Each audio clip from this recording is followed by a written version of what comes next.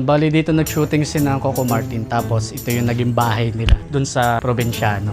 Tapos dito sila nagluluto, tapos dito nagpe-prepare ng pagkain si Yasi. Nag-shooting sa Provinciano. Tapos ang ganda ng tubig dito eh, balloon. Tapos nilagyan nila ng motor. Pagka gusto niyo kumuha ng tubig, iwan nyo lang.